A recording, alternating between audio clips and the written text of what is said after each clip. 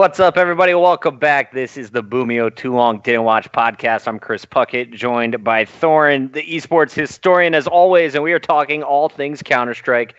Today, we got a lot to go through. We're going to be talking about the big matchups that happened over at ESL Cologne, as well as diving into a little preview of what we expect to see happen at the PGL Major Krakow. So before we get into the ESL news, we should talk a little bit about the quick hits, as always. And I want to start here with the map selection process, which has been highlighted by HLTV. They broke down the difference that we saw at E-League, as well as the upcoming major for PGL. Now, Duncan, you are the map master. Anytime we're doing a broadcast, it's your job to tell the fans what maps we should expect to see. And a lot of tournaments over the years have used different map selection processes. Are you caught up with the new changes for the PGL Major Krakow updates to the map selection, and how does it differ from E-League? Sure. Well, I mean, the thing is, in the majors, we've had a lot of different map selection systems. So when we did the first ever major, we were in a situation where there weren't as many maps as there are now. And people used to just do the standard, you ban until there's one left, which has been always the way it's done in Counter-Strike history. Then you went to the era famously where they brought in Cobblestone and Overpass, which is ESL 1 Cologne 2014. And that was where we had this randomizer introduced, where you banned out 4 maps, but then there was 3 maps remaining, and a randomizer picked the map. In fact, actually, did you even ban for that one? I think you did ban like that. I think you did randomizer. But the problem with that was, famously, it meant NIP got Cobblestone a bunch of times, a map that no one really knew how to play, and that was a big part of how they went on this miraculous run to win the tournament in kind of their last hurrah with Fifth Lauren. And then after that, we had the same terrible system with the randomizer for a long time after that. We're talking like a couple of years. And it wasn't until the E-League Major we at least got one step closer to less random, which was that it got down to the team that was the higher seed could choose whether to be Team A or Team B.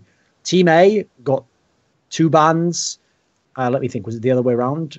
Did Team A get the 2 bans or the 3? I think Team A got the 3 bans maybe, and Team B got 2 bans and picked the side that you started on. And then there was 2 maps remaining, and it was just randomized between 2 instead of 3. And that essentially left the strategy in the hands of the upper team. Did they want to ban more maps? Did they want to pick the side? But still, it was a randomized element, and that probably still wasn't ideal because you could, in theory, end up on the map that neither team wanted to play. And now the map choice that we've gone to now involves no random element. Now, instead of a random element, they've kept some of the flavor of what was before, of getting to pick which team you are. And what happens now is, I think it goes this way. It's just that the upper seed bans 2 maps first instead of banning 1-1-1. Upper team bans 2 maps first, then the lower team bans 3 maps, and then the upper team picks one of the remaining 2 maps. So instead of being random at the end, someone picks an actual map. So the problem with that is no one really knows quite yet if that's actually beneficial or better than the randomizer necessarily, because it's the sort of thing. It's a bit like when we had Swiss system introduced. You have to kind of see it run out a few times with different variables before you start to get a sense if there's a problem. Because what usually happens is it's like making a computer program. It's not until you get a bug or an error or something where you're like, that shouldn't be possible, that you're going to look at that specific strand of what went wrong and run it back and see, well, how did that come to be? So I feel like no one can really make much of a judgment on this at the moment. Like, people have made a lot of hot takes, as you'd expect. Like, oh, maybe it's more strategical, if you're Team A and you ban early on and then you get to see all the enemy wants to ban. Mm-hmm. But I feel like the fact that no one really knows kind of the meta of what you do actually makes it not only very difficult to come out on top in one of these vetoes, but the toughest part is going to be predicting what other people will do, because it takes a while of seeing how someone else plays different vetoes to really have a good sense on what route they're going to go and what their psychology will be as to what they want to ban. So I feel like this could be a train wreck, the fact that they've done it. I think when it actually came out, it was like 5 days ahead of the major. So if they were going to do it, I'd rather they'd done it either weeks before the major, or ideally even have like talk to ESL, tell them, I want to do this. Could you please run this at your tournament before, so that people kind of get warmed up for it by the time the major comes? That's my feeling on it. Oh, that's a really good point, because this is a very different format. I have all of the details in front of me now. So at E-League, at the start of the year, Team A did get 3 bans, but they start. So they banned, then Team B banned. A banned, then B. A banned for the third. So B gets 2 bans, Team A gets 3. Then the final map was randomized between the 2 remaining, and Team B has the side choice. Before we move on, sorry, let's complete this. Now at Krakow, we're going to see Team A bans 2 right away, and then Team B gets to ban 3. Team A chooses the map, and Team B still gets to choose the side. So I want to kind of compare these. Talking about the side choice, how impactful is that in the Swiss system, knowing you're playing a best of 1? In Swiss system, luckily, it doesn't matter at all, because despite what people will tell you, the idea of starting on the easier side is purely psychological. I mean, you've seen many instances of a team starting on the weak side, if they're a good team, winning anyway, because ultimately you can still get to 16 no matter which side you start on. You have to play both halves of the game. So I think it doesn't matter in this format because Swiss system has nothing to do with round difference. We have no tiebreakers, so it doesn't matter if you win 16-14 or you win 16-1. It's just if you win. So luckily with Swiss system, that's not picking the side thing is purely for your own psychological warfare. Basically, it doesn't actually matter in the round system because we're not using a round robin. We don't have any tiebreakers. So the side choice doesn't have a major impact, but I feel like the big difference now is Team A only gets 2 where they used to get 3 vetoes, but on the flip side, they're able to choose between the 2 remaining maps. How important is that ability to select? And I guess what teams are going to be favored in this new system compared to the old where it was randomized between 2 maps?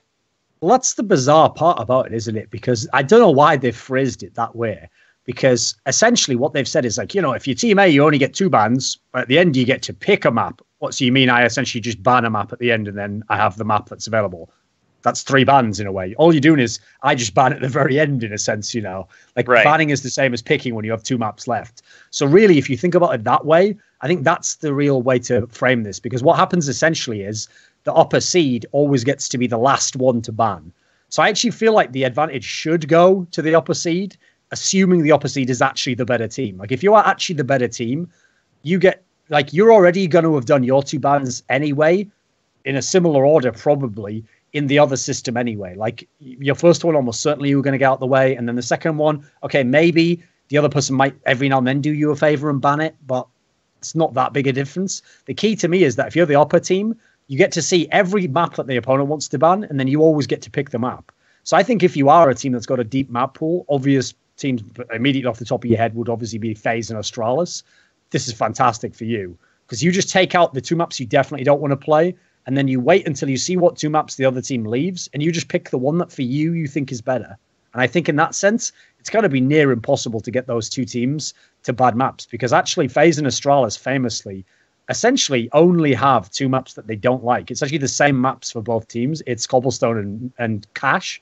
So if they wanted, they could both just ban Cobblestone and Cache and say, right, it's up to you. Leave me 2 maps. I can play any of the 2 you leave me, and I'll just pick the one that I think is worse for you. So in that sense, I actually feel like you might end up with some very bizarre strategies where people have to kind of do something like not necessarily ban out their own weaknesses as much as just ban out to something that are 2 maps that aren't the absolute best for FaZe and Astralis if you're playing them, to kind of leave them picking in the middle. So I feel like it's going to be a very strange system in that sense because there is clearly mind games that can happen. Yeah, but I think to me, the more interesting component is when you get down to the teams that I think have very weak map pools, like, the Hellraisers of the world, the Cloud9s, the Immortals, whoever. Well, I mean, some of those teams aren't there, obviously, but in these sorts of teams that mainly tend to rely on the 2 or 3 maps, because in that scenario, especially if they're the lower seed, I think they're in a lot of trouble. And I'm looking here at kind of the more details of how this will work as the tournament progresses. It says in the first round, the legends, so the top 8 teams from the last major, they will have the higher seed. For the subsequent rounds, we're going to see a coin toss, which will determine which team starts the veto process. Okay. Are you always wanting to be the team that wins that coin toss and become Team A so that you ban the first 2 maps first and then get to choose? And I guess how helpful is it to be Team A? Like as far as I can tell at the moment, I think you should always want to be Team A because, as I said, Team A essentially still gets the 3 bans. They just get to be the last to ban, so they get to sort of really head the direction. The only time I could ever see it being beneficial to be Team B is if you are like FaZe and Astralis, and let's say, for example, you don't want to play Cache, and then some team like Na'Vi definitely doesn't want, Well, no, actually, I guess that doesn't matter, actually. No, in fact, that's what's bizarre. Is actually, I can't really think of any scenario in which you'd want to be Team B. Because I was going to say then, for example, that someone like Na'Vi has to ban Cash, but I guess they don't, because they can always just make sure that they don't pick Cash if you leave it at the end. So I can't think of many scenarios where someone can do you a favor by being Team A if you're better than them and you go to Team B. So I think in theory, you want to be Team A all the time. And I do, oh, by the way, just as an initial point, I think it's terrible that the Legends spots all just get to be the higher seeds, because we can already see, as usual, there are teams in the Legends spots who are definitely not better teams than some of the teams they could play at this point. I mean, an obvious example would be that G2 plays Na'Vi in the first round. Like, G2 is, for the last 3 months, has been a much better team than Na'Vi, but Na'Vi will be the higher seed in that one. So it doesn't really make a whole lot of sense, because you're going off something that happened like literally in January of this year is what you're doing the seeding on. So unfortunately, I say it as though we can never change it, because Valve shows no intention of changing it because they think this is important. But I will just put as a caveat, they have finally changed it and got rid of the randomizer. So maybe one day we can have real seeding for these tournaments. You hate the Legend spot. For me, and I think for a lot of the casual fans coming in, you don't have to keep up with all of the tournaments in between. You're able to just focus in on the majors, and it may be helpful for someone to look back and think, okay, I remember these top 8. These are the Legends coming through. Well, I'm not talking about like, listen, you can qualify with a Legend spot. That's an advantage already, but why get a seed as well? Okay. You know? I understand that part. What is the ideal system for you? If you were designing the major and you were going to do the map veto process as well as all of the seeding, how would you get it done? I think I would, until I've seen this system, so I'll leave room for the fact maybe it turns out to be interesting. I would just go with the traditional map veto, which is that you each ban a map each until there's one map left, and that's what you play. I haven't seen a better system so far. And then, I mean, personally, I wouldn't use best of ones, but in a world where I have to use best of ones, then in terms of the seeding, I would just do it like I would seed every tournament in the world, which is you look at you pick a time frame, let's say 3 months, 4 months before your tournament.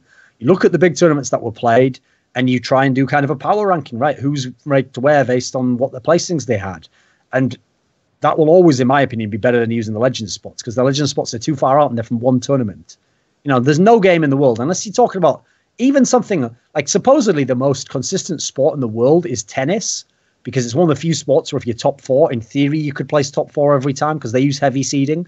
And even then in tennis, it's still not that often that the top 4 players actually get to the semifinals all 4 of them, So I feel like using one tournament for seeding is almost as bad as you can get as a system. I saw recently that Fallen was someone who came out and said that he was not a fan of the Swiss system. How long do you think it'll take before we see a change in the Swiss system, or what could prompt a change to move away from it? Right, well, first of all, I think one thing that would really help is more players deciding, and then players who represent their teams in team votes deciding they don't want it. Supposedly, when they did the voting for ESL 1 Cologne, GSL system got 6 votes of the teams, and Swiss system got 10. So basically, we only need two teams to come over to GSL, and already we'd have a tie, and then ESL would really have to make a choice, So it's not that far from switching to a GSL system. And I actually feel like from the way that DreamHack talked about what they would do, essentially, one of the suggestions I had was to do a GSL system, but have it where it's the 2 matches that can get you into the playoffs that are the best of 3s. So it's the winners match and it's the deciders match. And otherwise, the team that plays the least matches is actually going to be the team that goes out first. They're the only team that are going to play just 2 best of 1s. So in that scenario, I feel like that would be a better GSL approach. It's still playing the same amount of games. And actually, I think it was DreamHack said that that's what they would use for DreamHack Malmo. So if they use that and that is popular, and I think that when top players realize that this is going to be a better chance for you to make the playoffs and a better chance for there not to be as many upsets, I think that then the top 8 teams should all be on board with this idea. And then already you've got the 8 teams that you need to at least do a deadlock. Then you only need a couple of other teams to just like the idea, and you've got the majority. So I feel like if Malmo can work and teams see it in action, then I think ESL will just go with what the players and the community want. So I feel like you could have a switch. Now, I don't want this to be a 100% switch, I actually think one thing I like about Counter-Strike, and I've always liked in esports, is when you have kind of a balance of the different styles, because I think it gives different tournaments different flavors. So if, for example, ESL said, right, we're going to be the Swiss system people, all our tournaments have Swiss system, and then DreamHack were like, well, we're the GSL system. I think that's cool enough in its own way, It gives each circuit its own flavor, produces different results. But I do think for the majors, personally, I would rather we go back to like a modified GSL like that. I like that idea of making sure your winners match is a best of 3. I was always wondering why that was such a short matchup, as well as the qualification. On the flip side, I think it's a real bummer to come into a tournament, lose 2 games, and you're done. But that's the problem I have with it, okay, is that's the reason why we have the current GSL system. Because GSL before, originally, we used to just use best of 1s for all the matches. And then what happened is, understandably, people were like, can't we have some best of 3s? There's too many upsets because now even in the lower bracket, you can have best of 1 wins. So what they did was they put some best of 3s in, but they said, right, well, like you're saying here, it sucks to be the team that goes out by losing 2 games. So if we put a best of 3 in, you play a minimum of 3 maps before you're eliminated.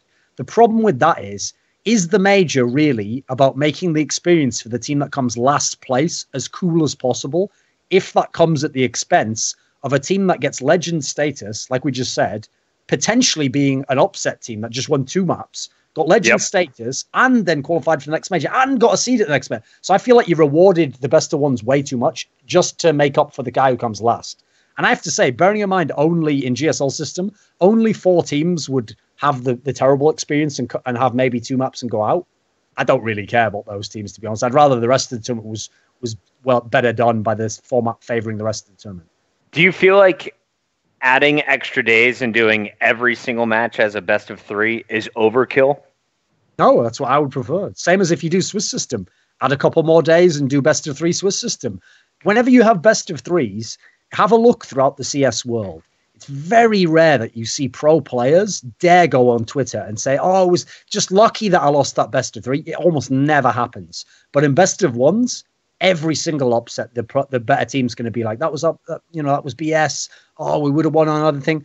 The problem is when someone gets 2 maps out of potentially 3 against you, you have to kind of tip your hat at that point in time, So if you could, and I don't see the reason you can't at this point with all the money in the game, I feel like just add a couple more days and just take that kind of luck equation out of the situation. Because put it this way, okay, so obviously when we talk about ESL One Cologne, I'm still fairly skeptical about a team like Cloud9 because of the teams they got and how they got to the final. But if they'd have won best of 3s against everyone in the Swiss system, there would be far less skepticism from me, because to do that, I think would really prove like you were very good at the game. We'll definitely dive into that conversation a little bit later into the show. Guys, I know it's been really confusing, kind of highlighting the map selection choices, but if you're interested, there's a great article on HLTV, which breaks it all down, or you can find it on Reddit. Let's keep the topics moving on, though, and this is now the official release that I'm a Pet has left CLG and is now a member of Optic Gaming. Duncan, how big of a pickup is this for Optic? We've touched on it on previous shows. What does it mean now that it's official? I do think it helps. Like, I think Optic is a team where they clearly needed someone to come in and reshape the lineup, because in some senses, Optic became like the North American Na'Vi, because they lost their in-game leader. And the way that Na'Vi, in theory, has gotten their game back on track is by bringing in a coach who's been able to create a system for them, and at least they've got some elements back together. So I feel like Optic's a team where, unless you can pick up an amazing in-game leader, and they can't right now, coach is the next best thing you can do, because you've got players out there who've been whiling away just doing nothing. Like, there's been times where Tarek's done nothing. Rush only just had his first good tournament like this year. So I feel like you look at those players and you needed a coach to figure out how to use them, or even if, like as one last go to see are these players even salvageable if we don't have a Stanislaw in the team. So I feel like bringing in the coach, even if it doesn't work, at least kind of error checks some aspects of the team. It's like, you take a turn at it, see if you can do it, because we've tried everything. I think the interesting question to me is what this means in terms of Hayes, because obviously Hayes is supposed to be the coach, but he's the in-game leader at the moment. Now, I don't know who they're possibly going to get as an in-game leader, so I feel like unless they've got some crazy signing and they're going to really reach deep in the pocketbook, maybe they're just going to keep Hayes as a player at this point in time. And I feel like maybe that upset performance of making top 8 at Cologne means that if they do anything at all at this major, maybe that's what they'll do. Maybe they'll just say, stick with this 5. Hayes, you're just the in-game leader now, but you'll have a coach working with you. That's not a terrible idea necessarily, but I think it does put a lot of pressure on this coach to really figure something out with the team, convince people to play a different role if they're going to be anywhere close to what they used to be. Does Hayes still have enough in the tank? Is he a strong enough player to really keep a spot on Optic Gaming? Not really. I mean, I don't think Hayes is actually a good Counter-Strike player. I think he's actually got quite weak skills. And the problem is, like, I could accept that in the old CLG lineup because the biggest problem wasn't him. And he actually was someone who was a very good attitude guy for the team. Like, he was a glue guy. And he really did keep the team together. And especially people like Tarek and JDM. I think he did a lot to help kind of unleash those guys. But the problem is, in this team, he's being the in-game leader. So I don't really know that he's suited to that role. I agree there's no one else to do it. So to me, it's probably more on Hayes. Like, I think if he wants to make it as an in-game leader, he has to literally just dedicate his life to this and imagine that he's going to be doing this for the next year. And he's not just going to do it for 2 months and hope they get someone else. Because to me, that's the only way he can justify his spot on the team. Let's talk about a former Team Liquid member, and that is Pimp. Pimp has been released by Liquid, and we talked about Pimp in the past. For anyone who isn't really familiar with this player and may have watched him on the Analyst desk for the first time back at DreamHack Tours, what's Pimp's history? How long has he been a pro player, and where is he at right now in his career? So Pimp was very young at the end of Source, and he was like someone who was known. But he's because he was very young and he was kind of like a bit of a flamer. He wasn't someone who had like a great rep. So he didn't have like the ultimate fast track to the top, you know. But when he came into early CSGO, in the early days, he was pretty good at it. He was one of the better Danish players. And he was on the team that Glaive led, the Western Wolves team that was finishing second place to Nip in a few early tournaments when Nip was never losing any of the tournaments. So that was pretty big at the time. And he was like the clear second best player in that team behind a guy called Nico, a Danish player, not to be confused with the one in Heroic. And after that period of time, unfortunately, that lineup broke apart. A bunch of the players just went off kind of into the wilderness. And he was the one where he only briefly got a chance in the equivalent of what was Astralis at the time. And after that, he was always stuck in an era when Denmark didn't have legit second and third teams on the second and third teams. So he was kind of it looked like his career might be over. And he even kind of admits like he didn't know what would happen at that time. But then crucially, when MSL, his old teammate from Western Wolves, became the in-game leader of Dignitas, which was the second best Danish team at the time, that really turned the team around. And MSL obviously has gone on to become a very good in-game leader. And that's really where he started to kind of get his stuff together. And part of it was getting Pimp and AZ to be the stars of that team, two kind of discarded players from past lineups. And they both were very good players. And MSL did start to become a pretty good in-game leader. So we're talking like summer of 2015. Pimp was actually one of the better players in the world. We're talking like maybe a top 15 player in the world. He was actually legitimately a very like complete player, very well-rounded, really knew his style and his limits.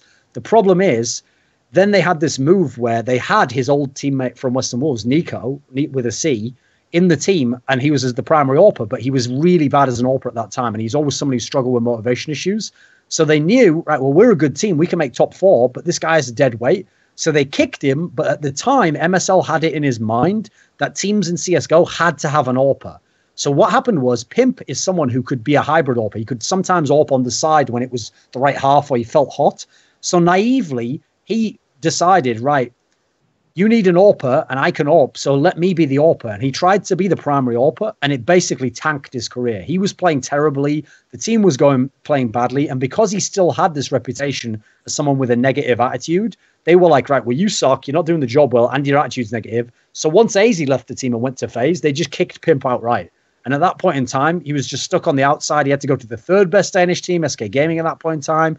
Then because he joined SK Gaming at the end, and even then, you know, it wasn't like he was a star that they wanted to pick up. They kind of put him in all the bad roles, so he wasn't necessarily doing what he wanted to. He wasn't a star in that team. And it was only the fact that Team Liquid really needed a player after Simple's departure, and they needed to try someone out, and it didn't seem at the time like there was good NA talent.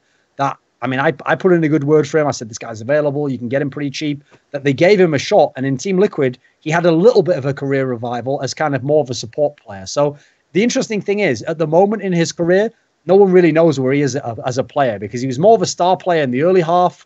Since then, he's been more on the supportive end of things. And at the moment, there's obviously not many Danish teams that need players. There's so much talent over there.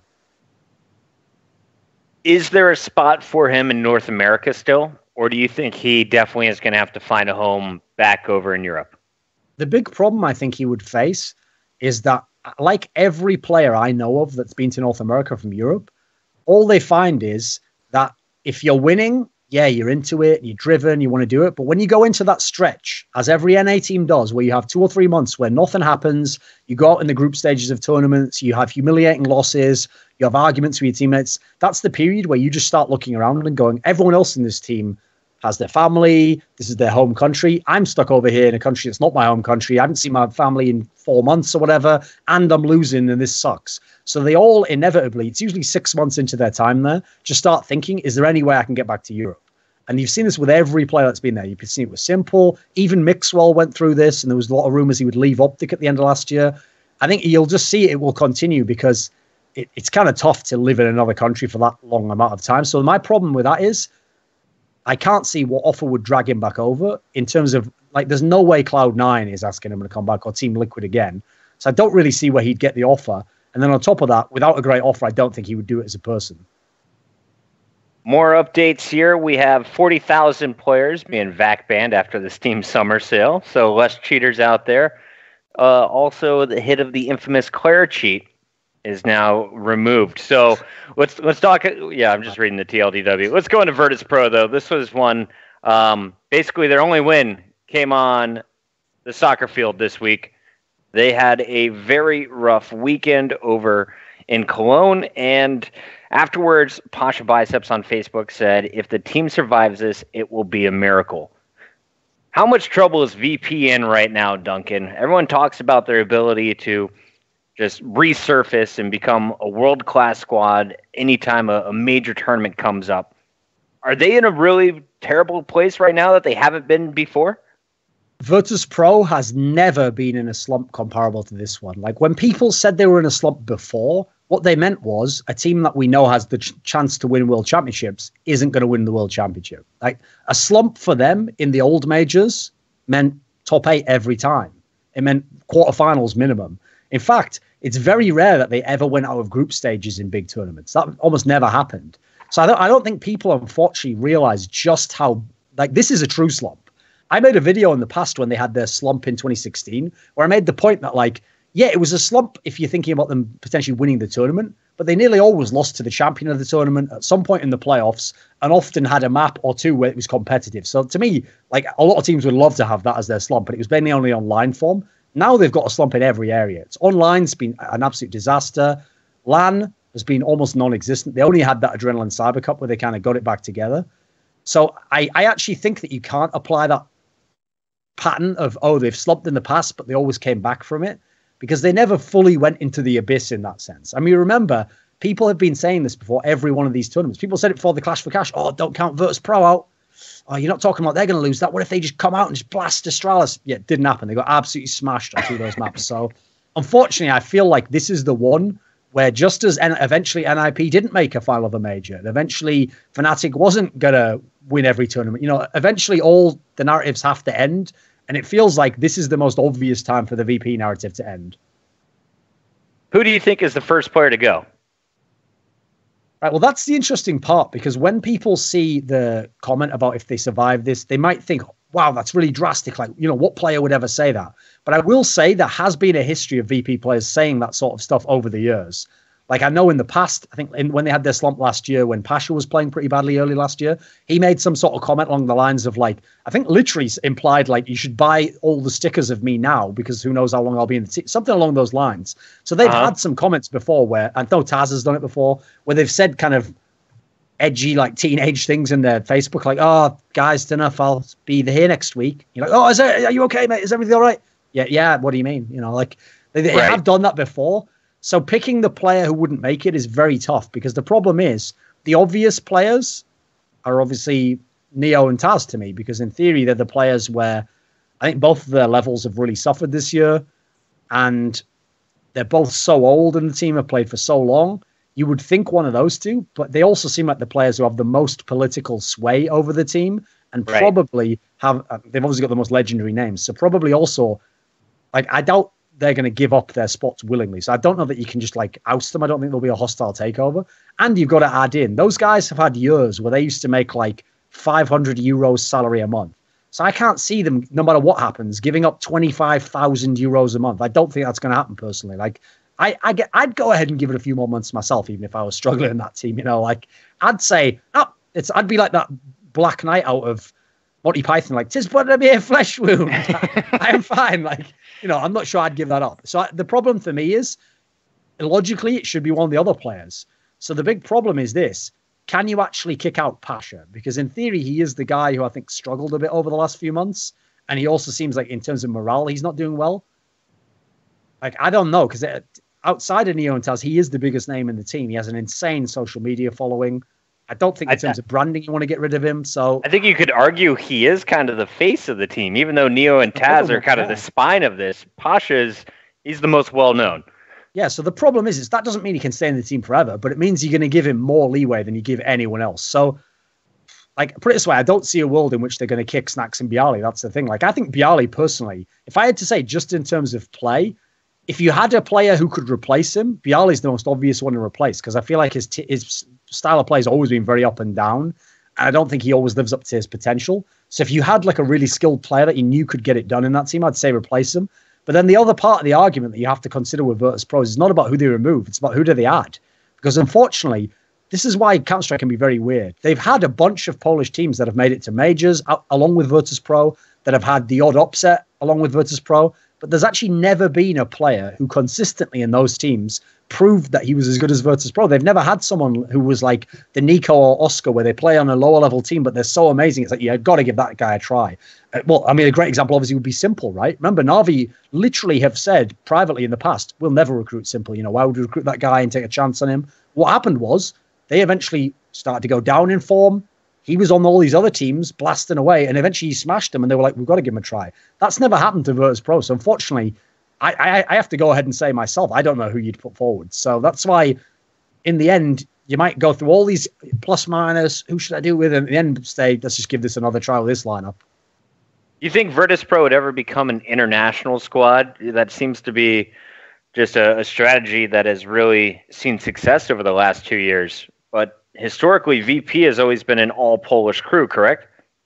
Yeah, and that's the problem actually that I have, is because there was once upon a time before they made this Virtus Pro lineup, there was literally moves in place where, because the Virtus Pro organization was a CIS squad, and their previous squad, which is a bunch of the people who are in Gambit and Hellraisers now, used to have Guardian in it, and he was the star player of that team. They still had Guardian available under contract, I think. And famously, the Virtus Pro owner, when he got the polls in, basically said, why don't we just put Guardian in the team? And they were considering it. They'd even played like a mixed team with him in the past before that.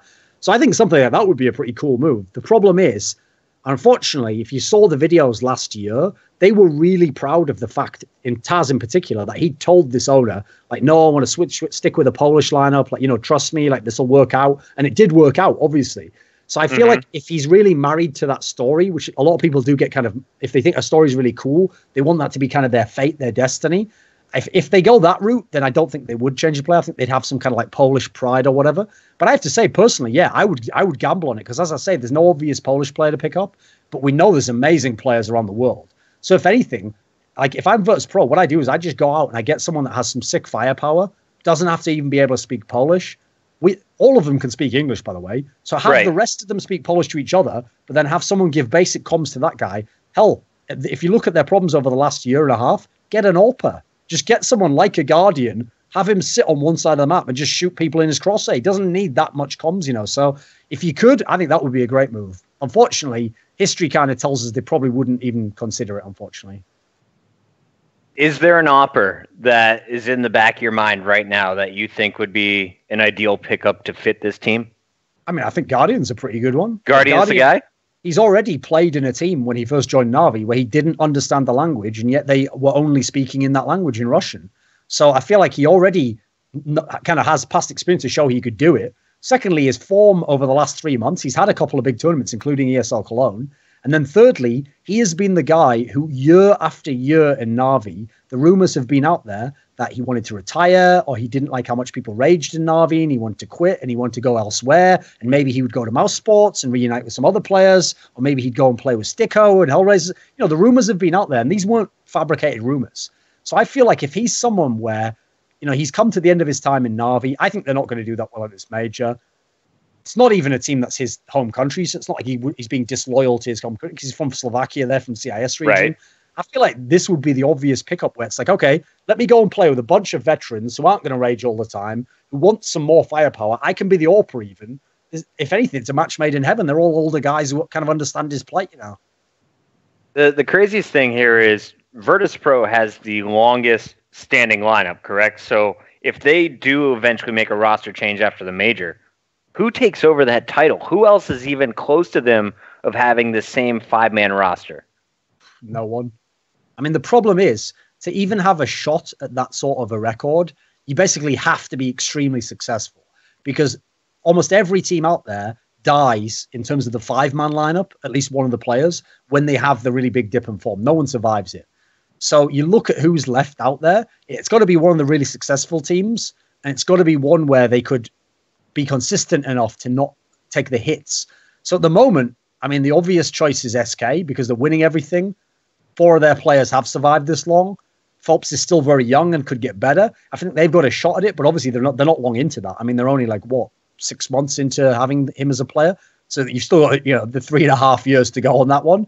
I feel like Astralis, in theory, could do it. If Astralis existed, only those 5 players, they could for sure do it because they're so consistent. I think they could switch up roles. They're such an intelligent and a very humble team. The problem they have is they come from, in my opinion, the most talent-packed scene in the entire world. So the temptation, if anyone starts to have a bad few months, you'd almost be an idiot not to at least consider your options. So it's going to be tough there.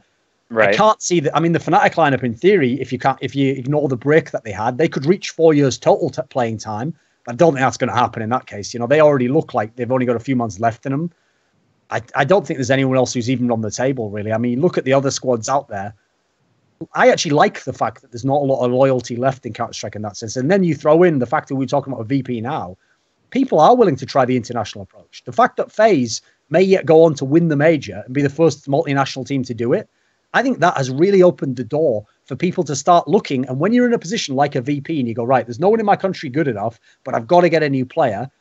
Let's get a better player, even if it means I take a hit on the team play and the social aspect. So if that's going to really be the case, that opens the door for everyone. I mean, supposedly before they got Dennis into this Fnatic lineup, they were actually going to get Rain from Norway. So even the Swedes were going to do it. So I feel like at this point, that's going to make it near impossible to keep 5 players for this long. I actually, personally, if I were VP, wouldn't have kept the players this long. I have to go ahead and say it. I think they really gambled at certain times there. And I understand why they didn't do it because there wasn't an obvious replacement. But I think if you'd have made it's the same with NiP and their foursome that they kept together for so long. I feel like as much as you did win in the meantime, we'll never know if you could have made the one roster move that would have made you the dominant team and you would have won 2 more majors, I do like that they have kind of carved out their space in the Esports Hall of Fame as one of the longest standing rosters across any title. You think of all the different games that are out there right now. I can't think of a single lineup that has been around as long as they have.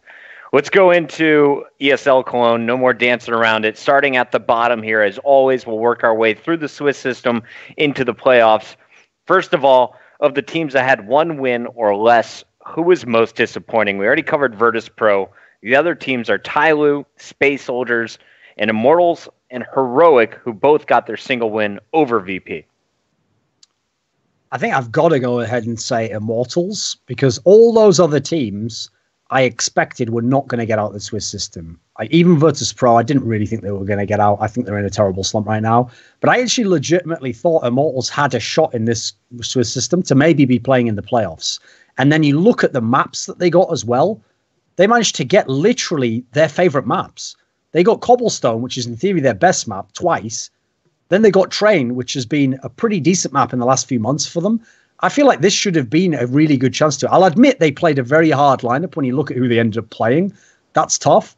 But you just look at the maps they're on, and I feel like if they were going to be as good as they could be, they probably should have been able to do, at the very minimum, get to 5 games, not just be going out 1 to 3.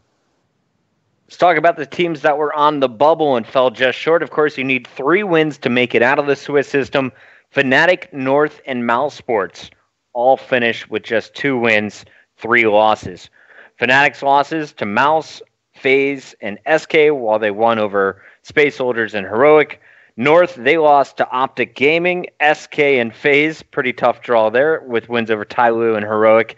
And then Mousesports, their losses were to NIP, Navi, and Cloud9 with wins over Fnatic and FaZe. First off, before we get into who were you most impressed or disappointed by, who had the toughest draw, do you think, in the Swiss system? Of those three teams, yeah? Of those three teams. I think I've got to say Mousesports, because in theory, like 4 of the teams that Mousesports played, everyone except NIP basically, you could have seen potential for those teams to all make the playoffs. So they were constantly playing games that were the equivalent of what most people play in like the 4th or the 5th game, where it's like, right, these are the decider games. Are you going to get in the playoffs? Or are you going to get just knocked out? So the fact that they played like Fnatic and FaZe and won, and then lost to Navi and Cloud9, who both had pretty good tournaments overall, I think that's a really killer draw. Like, I actually feel like Mousesports is very hard done by. I mean, you have to consider, like, look at some of the teams in the 3rd round that they could have played, or the 4th round. So in the 4th round, they could have played, let's see, who's a 2-1 team? They could have played Optic. There we go. That's them in the playoffs. You know, like it's really rough how you get some of these draws. So who else could they have played? I guess that's probably the most reasonable one. I was going to say the crazier thing here is looking at those opponents that Fnatic, North, and Mousesports had in the 5th round. SK, FaZe, and Cloud9, all of teams which go on to finish in the top 4. So let's just take it straight to there. What was going on with FaZe Clan and SK, 2 tournament favorites coming in? Why are they going to a round 5 in the Swiss format? Right. First of all, I feel like SK Gaming had a very tough first round draw because counterintuitively, they had, in my opinion, one of the weakest teams in the tournament, which is Space Soldiers. Because first of all, these teams never play Space Soldiers at LANs. Space Soldiers are famous for being the team that upsets a better team in the online qualifier and then doesn't get to the end of the qualifier and get to the LAN and is just basically there to sort of ruin someone else's tournament and not let them get there. So no one gets to play them on LAN. So no one has the routine down of how they play.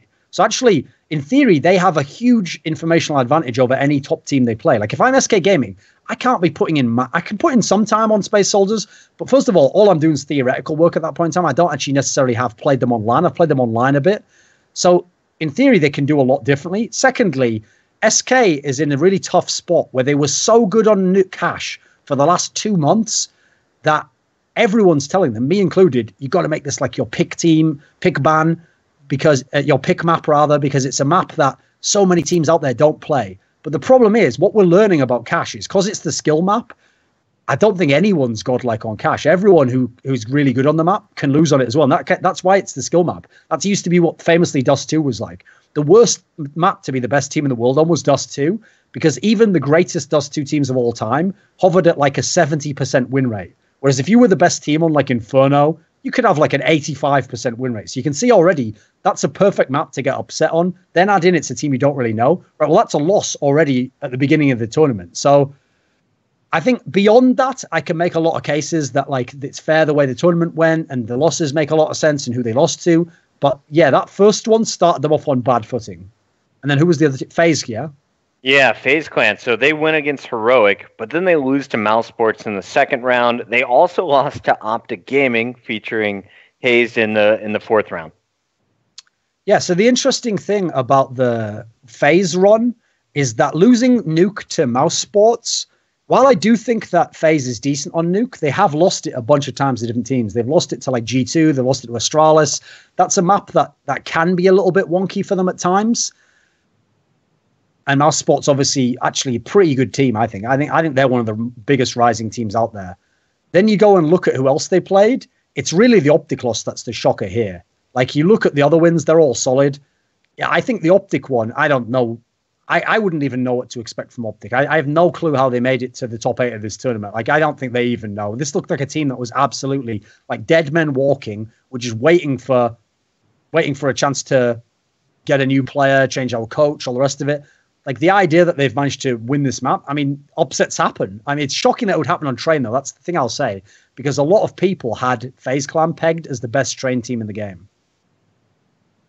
What makes you the best train team in the game. Like, how do you separate yourself on that map in particular?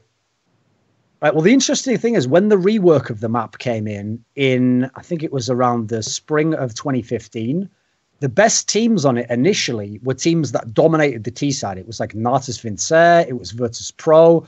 These were the teams that became fantastic on that map. And so I feel like the teams that didn't have a great T side were never that great on it and always floundered a little bit.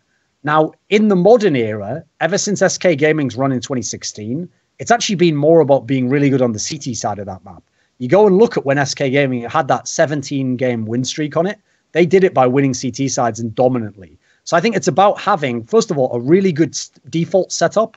And in my opinion, a really good default setup on Train comes from having like at least 2 or 3 players who have a natural position that's different from each other. So you can already say, right, I've got these 3 positions locked down by people who are good at those spots. Then you've got to have a bunch of good adaptations. So usually you want an in-game leader who can call different setups. It's not players just playing default spots. So to me, FaZe Clan is ideally suited to be very good because they've had a good CT side. It's one of the best maps for Rain. He plays really fantastic around that Olaf area outside. Then it's also a map where in theory Alu does pretty decently. It's kind of like medium range AWPing. Then you've got Nico is just a godlike player on any map. So I think you add in those players and it's obvious as to why they should be pretty good. Then you got to say, Carrigan, back in his old Astralis teams, always liked Train. It was his players that didn't want to play the map and didn't believe in it. So I feel like he's always had a feel for the map. And so to me, they have all the pieces in theory to be the best Train team. One of the matches I was most excited for in the Swiss system was SK matching up against G2 for a spot in the bracket. And the map ended up being Inferno here for SK versus G2. And G2 this time is able to get some revenge and wins during the group stages. How big of a win is this for G2? And did you think it would happen as soon as you saw the map selected? The SK G2 game? Yeah.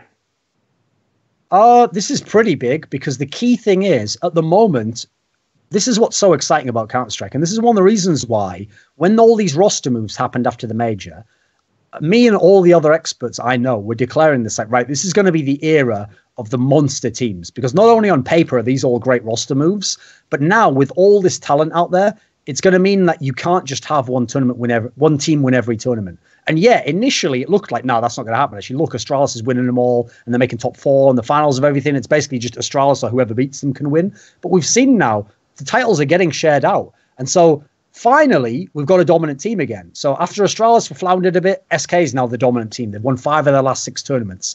But, oh, look, what's that? G2, the biggest dark horse out there, with all the talent to win these tournaments, is at the moment the hard counter to SK Gaming. So SK wins all the tournaments, but if they have to play G2 in a semi-final or a final, in a best of 3, at the moment, G2's favored against them. They're their kryptonite. So, again, we've seen it. I think G2's record against SK is something ridiculous now. Like, we see, I think it's something like, I think SK's won like 2 and lost like 5 or 6 to G2. So, at the moment, G2 just is the kryptonite, you know. And also, I have to say, one aspect that you've got to really pay attention for in this matchup that happened here is not only has G2 stylistically been beating SK, but they're absolutely in SK's heads because SK themselves removed Cobblestone here. And SK was fantastic on Cobblestone when they started to come back into their prime. But at the moment, everyone is scared to play G2 on Cobblestone. Or people would say they're the best team in the world on that map. So I feel like the fact that SK was willing to just go to Inferno, which is that more the middle ground, shows that they've mentally ceded the fact that G2's the better Cobblestone team than them.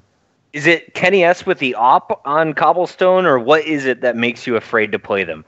I mean, I think Kenny S on every map at the moment. But yeah, that's certainly one of the maps where he's really, really deadly. Then you've got to add in, if you look throughout the career of Apex, on all the teams he's played on, he is unbelievable on the T side of Cobblestone because it's a map where sometimes you are running, if you go into that B site, for example, into either 2 people who are holding that drop zone looking for you to come down, or you're running onto the platform through a smoke into 3 people aiming at you. So you've got to have someone like an Apex because his style of play, it's very streaky, but he just runs in there and it's like he either dies or he just hits headshots. So he's one of those guys who really can just crack that B site wide open. And as soon as the B site's open and you take that and plant the bomb, you're going to win a lot of T rounds. So I feel like that's part of what gives them their strength. They're also a very high skilled team. So when they play CT side, a lot of that to me is just taking duels. So they have great potential to win that. So I think they've just got all the obvious pieces to be a dominant Cobblestone team. Now, we didn't get a chance to see SK versus G2 in a best of three, but talk to me about maps and just map pool overall. You said that G2 is the kryptonite for SK. Yeah. But how do the maps play out? If you're comparing them side by side across the 7 maps that are in competitive Counter-Strike, who do you give the advantage to? Well, that's the interesting thing, because believe it or not, before the EPL tournament where they played in the semifinals, everyone I know gave the edge to SK Gaming precisely because of the map pool. Because at the time, SK was coming off the IEM tournament. And the problem with the IEM tournament is it seemed to solidify all the narratives. Like SK is going to be a team that's amazing, or Mirage and Cash, and their Inferno's pretty up there. If Cobblestone's good. And then suddenly against the teams like FaZe, they could win on like Overpass. And we already knew their train was pretty decent. So it was like, oh my God, can they really play 6 maps and they permaban nuke? That seemed like, right, how can you compete with that? Because famously, G2's best map is nuke. So if you're going to permaban their best map, and then in theory you have all the other maps, where does G2 go? Now, what we found from watching the two teams play each other is actually the shared maps are going G2's way. So the shared maps between the two teams, G2's permaban is Mirage. That is the best map for SK. So, okay, yes, SK can take nuke out of the equation. But then you're going to be playing 2 of these 3 maps. You're going to be playing Overpass, which is really going over to G2 at the moment. You're going to be playing Cash, which, yeah, in theory was going to be SK's, but they've struggled on that while G2 is pretty solid. And the final map is the one I mentioned, Cobblestone. That was supposed to be SK Gaming's map. At the moment, it's definitely G2's. So I feel like actually the map pool slants over in favor of G2's, despite kind of the initial storyline that was set up there. And the results have kind of borne that out. So to recap where we're at so far, we see kind of way too difficult of a middle group with FaZe and SK having to go to a 5th round to make it into the playoff bracket. Both of those teams end up finishing top 4. But the craziest part for me was all the teams that finished in your top 5 and Cloud9, who comes in at number 6. Cloud9 coming into round 3, they already have 2 losses, and it's to a team that finished perfect, NIP, who goes 3-0 with a new player, as well as Navi, who finishes 3-1 after initial loss to Team Liquid. What's the biggest shock here? That Cloud9 is able to rattle off a win against Immortals and Mousesports, or to see a squad like NIP and Navi go through with 3-0 and 3-1 records? I mean, I think that NIP 3-0ing the group is ridiculous. Obviously, there is the caveat that they got the same map every single time. And that it ended up, believe it or not, in the tournament being the only map they won. They just won Cash 4 times and won no other maps. Okay. So obviously that takes a little bit away from their win because, for example, when Mousesports went out, not only did Mousesports play some fantastic teams, but they were playing a different map every single time. And they've done this a bunch of times and shown us all this depth and potential. Whereas what NIP showed us was they're good on Cash. That's it. So I have to say, no one could really anticipate that. Last time they were really good on Cash, obviously, was like last year. And they had the factor of, new player. So there's a little bit unexpected when you play them. But I don't think anyone would have them coming first place. I might have said that maybe they have a shot to get out, 5th or 4th game. But then again, that's also the weird thing I've noticed about Swiss system. There's no rhyme or reason to where people finish in the Swiss system. Like, as you saw here, the 2 best teams in the tournament were probably SK and FaZe, and they both had to get out in the 5th game. Meanwhile, NIP crushed the Swiss system and actually didn't even look like they were going to make the semis and didn't. Yeah, NIP's wins, Cloud9 in the first round, G2 in the second round, and then Mousesports. Navi's wins here, Cloud9 again, and Mousesports, as well as Space Soldiers. How difficult was this road for Navi in particular? I have to was say, this an easy draw? In the Swiss system, this is about as good a draw as you could hope for. Like, if you look at the teams they played, there is not a single top 4 team that they had to play. So, I mean, you can't ask for better than that. And when you consider what Navi is, like, yeah, I understand that they don't get deep finishes in tournaments beside this one. But the talent level they have and the odd decent placing they get means that they will still hover around that bottom half of the top 10. So if you give a bottom half of the top 10, teams like Team Liquid, Cloud9, Mouse, and you say you're only going to win 2 out of these 3 because you also got Space Soldiers. You won the Space Soldiers lottery. It's doable. It's not ridiculous that you could get out there. So I don't think that's too crazy when you consider the draw. Let's go into the Team Liquid story here. The squad falls just short. They don't lock in their spot at the major, at the offline qualifier. Their dreams are crushed. Then all of a sudden, my Twitter timeline is just blowing up with Team Liquid hype. It seemed the squad was back, excuse me, wins over Navi, then they go on to beat Immortals and eventually Optic Gaming. How strong was Liquid in this tournament in particular? I actually still think, in terms of general consistency, I think Team Liquid is the most consistent NA team. Obviously, with Cloud9 making the final, you can't really go ahead and deny them the top spot. They've had the best results of all the NA teams, so you have to say they're number one. But I think, like, at the moment, there's so many positives if you're Team Liquid, because this was the tournament where not only was Elise still a monster, I think he's still the best NA player, but this was, for me, the biggest breakout that we've had from Twists. Because when he's done it in the past, like, yeah, he was really good at ECS Season 3, but that was the tournament where they didn't get that deep. They didn't make the playoffs.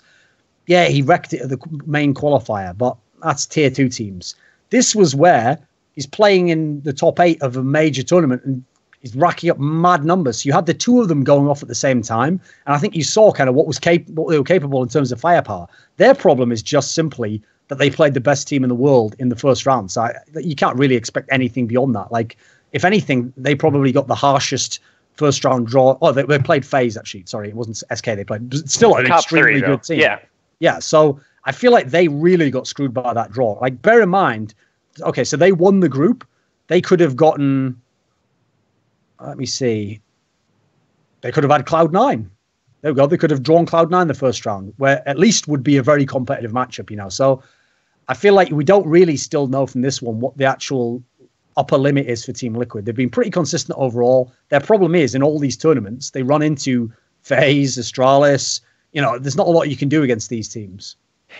Is that just a result of the current Swiss format, or is this a problem that'll be solved if they continue placing consistently? How do you fix this problem where you're running into big name squads early in the quarterfinals? Well, you can't really blame them now, can you? They 3-0'd Swiss system. That's all you can do. If you 3-0 Swiss system, you are guaranteed to get a 3-2 team. So in theory, if Swiss system really produces the better teams at the top and the lower teams down, you should be getting the easiest opponent. You should literally be playing Cloud9 or Optic in a world, by the way, where we'd class them as the lower of the 8 teams. That's who you should be drawing in the round of 8. Therefore, you should have a really good shot at the semis. The fact that they didn't get that, I mean, that's not their fault. That's FaZe losing maps. Actually screwed Team Liquid in a way. So that's always been the problem with these systems. That's one of the reasons why I'm also not a fan of using the initial phase to determine playoff seeding, because it's a very famous factor that can happen, which is that you get great teams who, because they are so used to making the finals, they always sort of cruise through the group stage and they come out second in a group or they come out last in Swiss system and you think, oh, they're going to do badly. And then they just turn it on and win the tournament. And the worst thing about them doing that is every time it means that they just absolutely screw the team who won the Swiss system or won a group. And there was some really classic examples in the past where, like, there was one tournament in 2013. It was DreamHack Bucharest, where Very Games was famously the rival to NIP. But at the time, they'd never beaten NIP. So Very Games won their group, and then NIP came second in their group. So Very Games drew NIP in the first round, just got beaten by NIP, and it was like, right, see ya, you're off in 5th to 8th. It's like, well, what did I do wrong? What am I supposed to lose games to not play the best team? You know, like that's just a tough draw when it happens. Do you think that's just a result of having a single elimination format, and that double elimination would be the solution to this? It would definitely kind of error correct like that, because the key thing is, it's kind of like what I said about the best of 3 format. If you lose a best of 3 to a team, you can't really say, oh, I was better than them. Like, maybe you could sort of cry a little bit if every map was 16-14. It was so, you can maybe, you kind of like, okay, you outplayed me over at least 2 maps.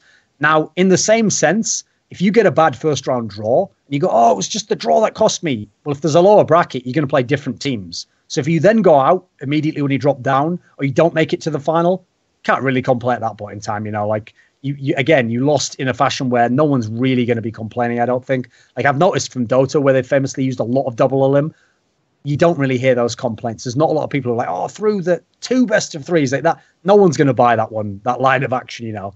There is another way you can do it as well, which is that you reseed for the playoffs, which unfortunately no one's ever going to do, because that only exists in Korean StarCraft like a decade ago, and then people who are super hardcore and hate underdogs like me. I was going to say, what do you think was the reason that never took off? Because esports it all got started over in South Korea, and Brood War, that was the original game that the major tournament started growing off the back of. Well, first of all, because unfortunately, the league that did it in Korea, there was two big StarCraft leagues. And unfortunately, the one that did that was the one that was not quite as prestigious. It was the MSL. It wasn't the OSL. And I actually preferred the MSL. Like, as a result, by the way, here's what's great about that system. Because they used like GSLs with best of threes, and then they had reseeding for the playoffs, it literally meant that the MSL was the league where if you were like the best player in the world, you could win that like 3 times in a row. In the OSL, which was the one that had the more random seeding, etc., you'd win one, and even if you're the best player, you go out in the round of 8 of the next one because you draw the second best team. You don't win the 3 in a row. And so famously, they used to say the champions in the MSL, and like the OSL is just the most prestigious one. So I wish that it took off. And then secondly, unfortunately, people in the West have this really weird mentality where they try to apply like real world political theory to fucking video game tournaments. And they're like, everyone should have an equal chance and should not be defined by their privilege. And it's like, well, no, actually, if you want the best tournament, you definitely want number 1 and number 2 to be on opposite sides of the bracket if they make the playoffs. You definitely want number 1 to play one of the worst seeds. You don't want an amazing game in the quarters, because you have to think of it logically. If number 1 and number 2 ended up playing each other in the quarterfinals, then that might be the best match of the tournament. And then you might have a rubbish semifinals where, like, for example, when Nip and Cloud9 played here, I don't think anyone saw those two teams as potential champions, but it meant that one of them's definitely going to the semifinals no matter what. So even though in the Cloud9 ended up winning it, if, like, for example, NIP had won that and then they'd been beaten by Na'Vi, people would be saying, oh, that doesn't count for Na'Vi. You just played an NIP, So I think it actually makes the storylines not as good. Whereas, like, I've already mentioned this example many times in the past. One of my favorite systems is what they used to use in the NHL a couple of years ago, which is, again, they wouldn't just reseed for the playoffs. They reseeded every playoff round. And there was a famous year, I think it was 2012, where the LA Kings were the 8th seed and they won every playoff series and won the finals. So they literally, in that playoff run, did beat the number 1, number 2, and number 3 seeds in the Western Conference and then won the cup. Now, that made that a 10 times more epic run than if they'd have just beaten the number 1 seed and then cruised off their seed, essentially past the easier teams to the final. Duncan, let's jump into the bracket now. I love these conversations, by the way. My League Ops brain is just going crazy. But let's dive into what actually happened in Cologne. When I first saw the playoff bracket, I thought, man, that bottom half is stacked. FaZe Clan, SK, both down there. Yeah. Optic Gaming, and Team Liquid, who is looking really good throughout the Swiss format. On the other side, it was Na'Vi and NIP, which I was a little shocked to see coming out as strong as they did, as well as G2 and Cloud9. Was this as lopsided as I took it to be, or how close do you think these two sides compare? The big problem is that the bottom half of the bracket has the heaviest hitters by far. Like, if you'd have asked me at that point in time, like with a gun to my head, I would tell you, I'll go ahead and take FaZe Clan or SK to win this tournament. So the bottom half of the tournament will definitely win this tournament. And they did, obviously. And I think if FaZe Clan had made the final, they also would have beaten Cloud9, especially because it's a best of 5 in the final. So for me, really, FaZe Clan SK was always going to be the final of this tournament. The top half, what I will say for it is, the top half had more parity. I think actually the worst teams in the playoff was by far Optic Gaming. I think they were easily the worst. So I would say that the top half just had a lot of parity, but I didn't think any of the teams there were really going to win. The only one I thought had a chance to actually win the tournament was G2. And obviously they got taken out really early on. So we never had to really see that. So I actually think the upper half should, if G2 was as good as we think, they should have cruised to the final. The lower half was obviously always going to be a bloodbath between FaZe and SK. So let's talk about G2. What the hell happened? How did they get O2'd by Na'Vi? Right. The big problem for G2 here is that, okay, so when I was describing the reasons why G2 is the kryptonite to SK Gaming, well, here's the reason why Na'Vi is one of the most ideally suited teams to be able to upset G2.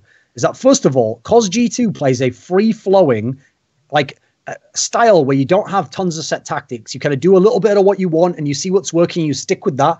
And then they have skilled players who want to be turned loose. Well, Na'Vi is filled with skilled players who also want to play that style of play. So first of all, you've got a stylistic matchup that's good for both teams. So now it's going to go off who has the most skilled players on the day, right?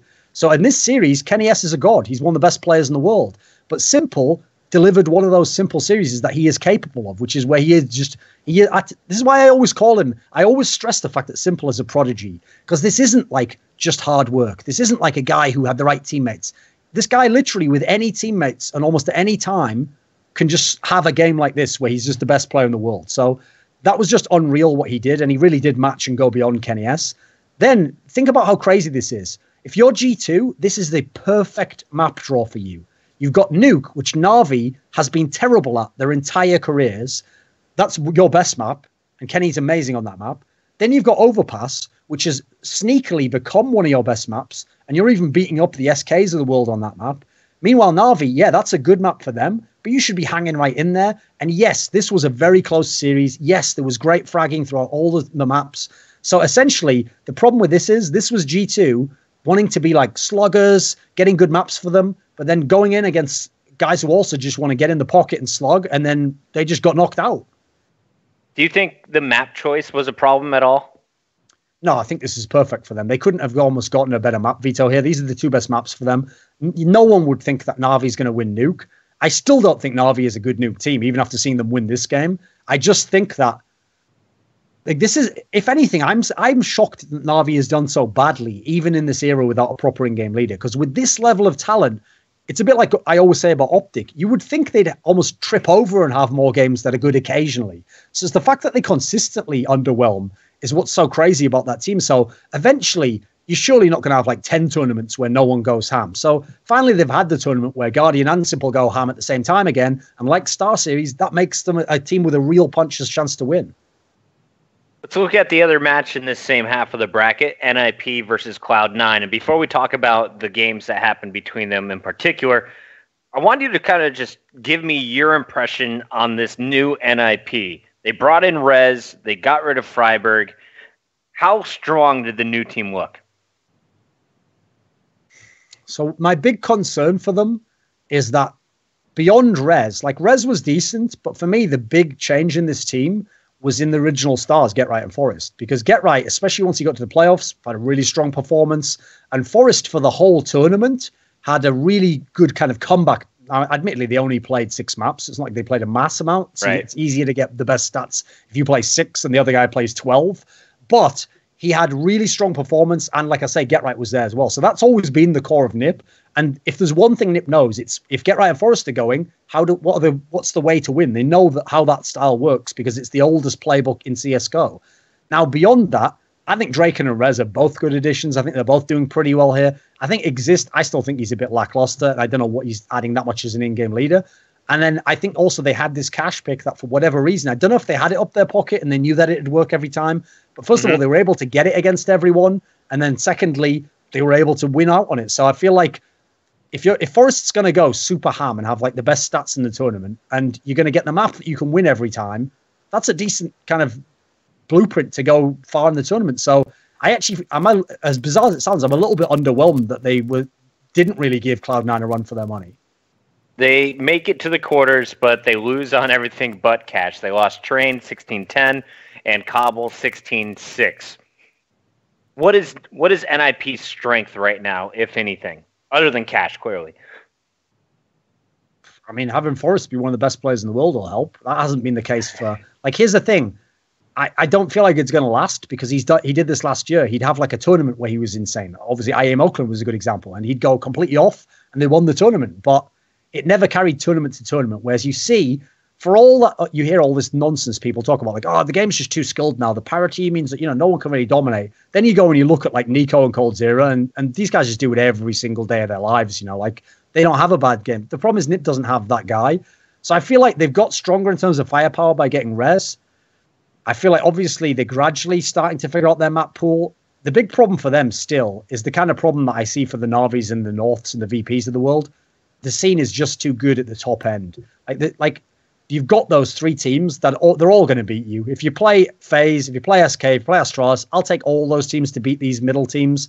And then outside of that, if G2 goes off, they can spank any of you as well. So I feel like it's just too tough to get to the top. So definitely NIP's on the rise. They were in a bad position, but it's hard to know where they go from here. I think we still didn't see enough from them. We'll have to look more at upcoming tournaments. The major, not one of them. Cloud9 Let's talk about the team that beat NIP here. They go on to beat Navi as well 2-0. At this point in the tournament, you have to be thinking, Thorne, all right, maybe there is something working for this squad.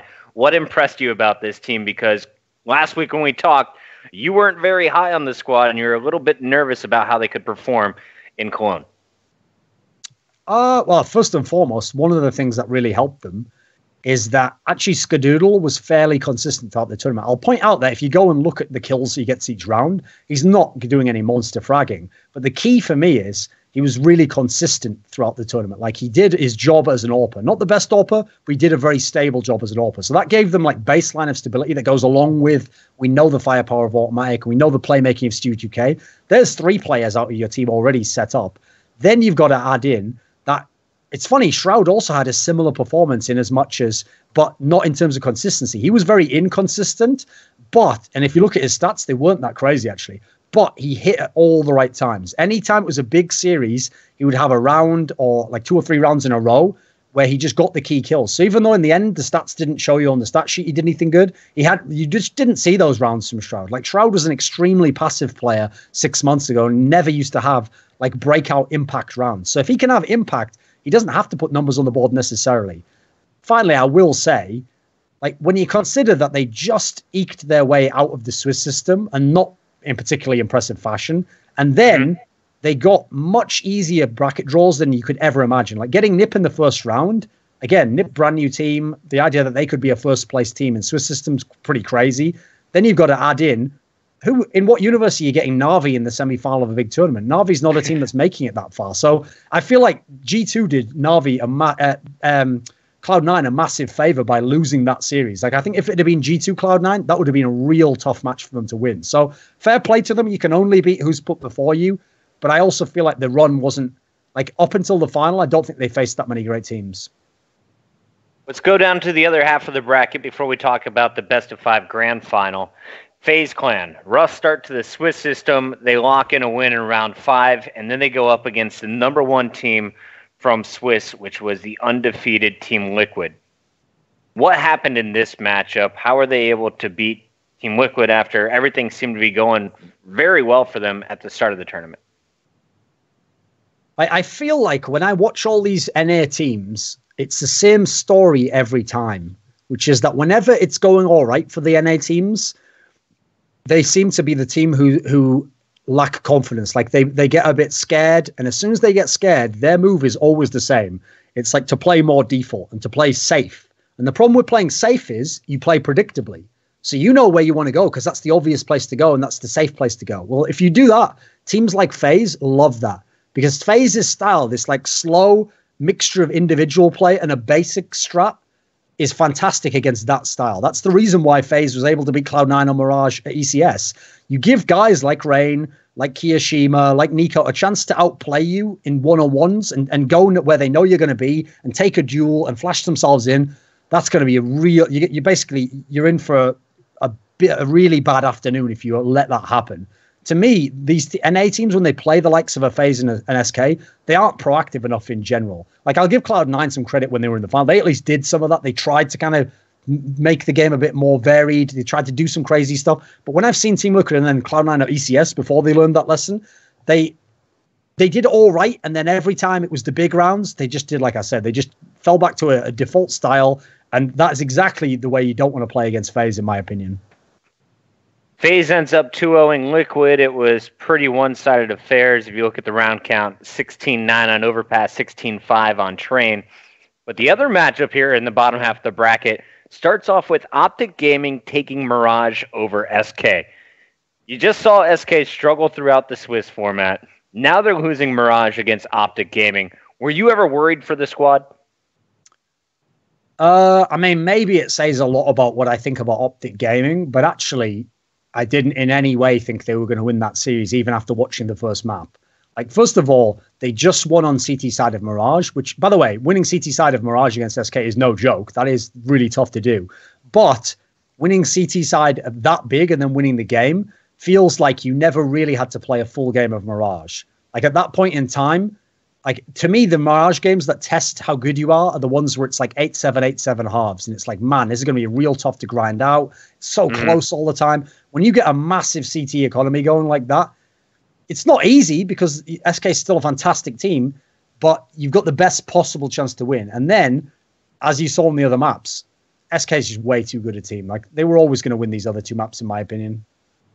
So what were your thoughts now seeing the FaZe and SK semifinal matchup? Was this the grand final you were hoping for? Because it seems that we're starting to get this matchup on a regular basis. The problem with this matchup is that obviously SK wins it every time. So in a sense, that's not as cool. Like, there's not really, like, at this point, all you're thinking to yourself is this: can FaZe do something different this time? Because we know that SK knows how to beat them. And the bigger problem for FaZe right now is that the way SK is beating them each time, it's got to fuck with your head, because SK is beating them on different maps each time. And I would have said, as I did already at the beginning of the show with the part about the map veto system, FaZe is supposed to be one of the only teams in the game that has 6 maps that can really play them. Well, unfortunately, what we're seeing now is SK really is able to beat FaZe on practically any map in the game. It's actually a joke at this point in time. So that can't be that FaZe isn't good enough on those maps, because I see FaZe play those maps against everyone else and they are really good. So to me, unfortunately, I feel like SK has the stylistic advantage against FaZe, and even more importantly, SK has the mental advantage against FaZe. Not just because they've beat them, but because if you notice, FaZe in a lot of close games, they rely on individual plays. But SK is the most clutch team in the world when it gets to like the 14-14 game or gets to the overtime game. They just don't lose in those scenarios. So I feel like FaZe is almost like a tailor-made opponent for SK to have a chance to beat, because they just have to get to that deep water and then it happens. So you talked about G2 being the kryptonite for SK. SK seems to be the kryptonite for FaZe. Astralis, they took this tournament off. They wanted to focus on the major, so they stayed at home. Where do they fit into this mix? Right, because of the success of SK, you have to start and end there. Like, they are clearly the best team. They've won almost everything they've played in. Yeah, G2's out there, but G2 can't even assure themselves that they're going to meet SK. So here's the difference. Whereas FaZe and Astralis, they might lose to SK each time, they're also going to have to play SK each time, most likely. Whereas SK can say, hey, G2, oh, you didn't even beat me up. Oh, see you then, I'm out, mate. So they can get lucky that way. So SK is undisputably the best team. The problem for FaZe and Astralis is they're both so consistent. Like, they both make every top 4. In fact, FaZe before this tournament had made every final, and probably still would have made every final if they'd be on the other side of the bracket. So they're both amazingly good teams. Their problem is SK can always put themselves in position to be in the tournament and play them later on. And I think both those teams, FaZe and Astralis, for my money, for how good they are both a little bit shaky when it gets to like the deep rounds of a game, when it's like a 14-14 type game. It's not that they're like chokers. I don't think that fits, because put them against any other teams and they'll be fantastic. But put them against the most clutch team in the world, SK, and that will be where it's decided each time, I feel. When I first got into Counter-Strike, I was learning about the importance of the pistol round. And if you win the pistol round, you should basically win the first 3 or more. It seems that SK in the grand finals didn't really even have to worry about it, because even if they'd lose the pistol round, they had someone bailing them out. Is this something they've done consistently throughout this year, or was that just something we saw at ESL Cologne? No, the funny thing is, SK was one of the teams actually early on who really brought in this UMP meta, where you always get them on the second round and you farm up. And then obviously with players like Cold Zero, like Cold, for people who don't know this, even when he first came into Luminosity, before they had this lineup where they had Taco and FNX, he already was one of the best SMG players in the world. He was actually amazing with the MP9 famously.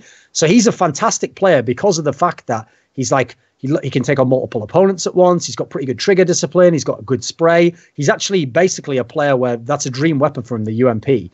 So he's always going to farm up money, and he's very rarely going to lose those rounds. So yeah, I thought it was very shocking that when they kept losing those rounds, that actually they were able to bounce immediately back. Now, I feel like part of that, unfortunately, is that Cloud9 is just on every level not as good a team as SK.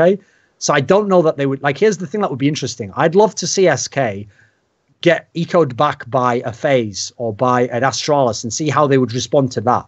Because I feel like that's the tougher question right there. Because at the moment, yeah, I feel like they're a very good team across the board. But I think if you let a FaZe or Astralis really get a bunch of like T rounds going, for example, and you get your CT economy broken, that's where you might see those teams finally break through and beat SK. Okay, no, we have just a few minutes left on the podcast, and I know we want to get to the major pre-discussion. So real quick, final thoughts on this tournament, final thoughts on the grand finals between Cloud9 and SK. So the problem with this final is that there was never going to be any result other than SK Gaming win. Like, it could have been SK Gaming win 3-1. Like, certainly I thought when I looked at these maps, Cloud9 has their chances on Train. I think that's a map they're very good on at the moment. And they have a small chance on Cobblestone, maybe. So the fact that they lost Cobblestone, and then obviously the miracle comeback happened on Train, to me, it was always going to be SK who won the series. I think they're a much better team. And one of the reasons why fans hate best of fives, it seems, or at least some fans do, is because they feel like it's predictable and boring. And that is exactly the reason why I love best of fives. Because if you really are the better team, there is a very high chance you will win that matchup. So unfortunately, I feel like the final really does bear out that Cloud9 got a bit of an easier run, and they were good against the teams they played, but they weren't at a level where realistically they were going to win this tournament. If it was G2 in that grand final, say they don't lose that first round, they beat Cloud9 in the semis, how many games does this grand final go to, and does G2 walk away with the trophy? I think that legitimately could go 5 maps. Like, the problem with it is, because they have the 3 shared maps, it could be a 3-0 for anyone. Even so, you'd think with how good those teams are, it's unlikely it would be like someone winning 3 maps in a row. So I think you could get 5 maps out of that. I think you really could be in a situation where G2 bans Mirage and then SK bans Nuke, and we just play the other 5 maps out. And in that world, that's actually where I think SK would love to see a G2. Because G2 is so good with that style, because they're a bit streaky, because they play off individual skill. If I'm SK, I'm like, great, give me a best of 5. I'll drag these guys out into 4-5 maps, and there's no way they're going to keep that up for 5 maps. Whereas the difference is, my team absolutely can. I know coldzera and Fear are coming with that level all 5 maps. So I'll go ahead and say that's where I overcome the kryptonite. I feel like if I'm SK, I feel a bit robbed, actually, that G2 keeps to be like, haha, I always beat you. It's like, well, meet me in the final in the best of 5 then. Let's see what happens there. That's a matchup we'll all be looking forward to. Hopefully we will see it in the grand final someday soon. Let's wrap up. Congratulations, first of all, to SK, especially Fallen, who walks away with the MVP award. Before we close this out, do you think he is the guy? Did he deserve the MVP award in your vote? I mean, deserves, obviously, like a loaded term in itself, because I don't really know that you can be that certain unless someone really is so exceptional that he's above and beyond. Like, for example, if you go and look at like coldzera, ESL1 Clone 2016 when they won their second major, no one else was even in the conversation really for that MVP, because he just was godlike every round and seemingly every game. In a lot of tournaments, you could make the case that there are 2 or 3 MVPs. I mean, the crazy thing about SK Gaming is Fur in any other team would have like maybe 2 or 3 MVPs for the year. Like, he's literally been losing the MVP very narrowly to a guy in his own team, and it's between the two of them as to who wins it most of the time. So I feel like you could definitely make the case for a few different players in this tournament. I personally gave it to coldzera. I thought he was godlike in the playoffs. I thought he was the real reason they won. I know why people gave it to Fallen, because his stats were a lot better than they've been recently, and more importantly, he had the highlight rounds. And the problem is here, then you get into that whole argument of what an impact round is and what an impact kill is. Like, I think that's a lot of muddied area. I feel it's like the example of, if you're a guy, I'll give you a great example that you'll probably appreciate, is that famously, if you're in the playoffs, if you're in the Super Bowl in the NFL, if you are a player who just makes the 2 or 3 big plays that decide the game, you probably win the MVP of that. Right. But there's a reason why sometimes those guys get robbed. If their quarterback does a half decent job, he is almost always going to win it. And that's because the quarterback runs every play. And realistically, he might not make the 2 big catches or field touchdown runs, but he might have made 20 sick little small passes and made the right call on when to run it and when to throw it. And as a result, he really did win you the game, even though he didn't do anything flashy. So unfortunately, to me, you've got to go really far to beat out coldzera when he plays at the level he does here, because, yeah, he didn't do anything crazy. He had some crazy rounds, but they were mainly earlier in the tournament. So in general, he just killed you quietly, 1 to 2 kills every round. It's like some Tim Duncan level play. And as a result, to me, that's the reason, in my opinion, why SK won this tournament. Like, if it's not for Coldzera, I don't even know if they're in the final. FaZe might be there. It's one of the worst moments of a tournament when someone comes up to you and says, hey, we have this sponsored MVP award. We need you to choose a single player. And you're like, well, I didn't get a chance to watch everybody every moment of the tournament. Yeah. Are we looking at stats? And like you said, it's so difficult to know what is an impact stat, what is just kind of adding some fluff to the numbers. Either way, Fallen has won MVP awards in the past. He made some great decisions throughout this tournament. And as you guys have seen on Boomio.com, he's had some incredible highlights as well. I don't think many people would argue with the Coldzera pick either. Let's talk, though, about the upcoming tournament. It starts this weekend on Sunday. We are going to see the major kickoff with the first round of the Swiss format for the group stages. And Duncan, I want to talk to you real quickly about the big storylines coming into the major before we dive into these round one matches. What are you looking forward to most as an analyst? I mean, first and foremost, because of the fact that that Legends spot means you qualify for the next major and it gives you the seeding and all this stuff, the first thing I always want is the best teams in the world to all make Legends status. So first goal, I want Astralis, FaZe, SK, and G2 to all make Legends status. If that happens, there we go. That's the first I've unlocked the first phase of the whole tournament being cool. Then I want amazing semifinals. Like, you can't always get an amazing final, because obviously how good a match is incredibly dependent on style. But odds are one of the semifinals will be two of the heavy hitters going straight up, knowing that the title might be on the line there. So semifinals are nearly always the best matches in the majors because you get two of them as opposed to one final. So I'm hoping we get a semifinal. Personally, I want it to be either Astralis FaZe or Astralis SK, because I feel like those are two matches where those teams, Astralis versus those teams, are amazing matchups in terms of map pool, and just the style has produced amazing games already. So I think that would be a potential final-worthy match, but probably in the semifinals most likely. If Astralis wins the major, do they reclaim the title as the best team in Counter-Strike?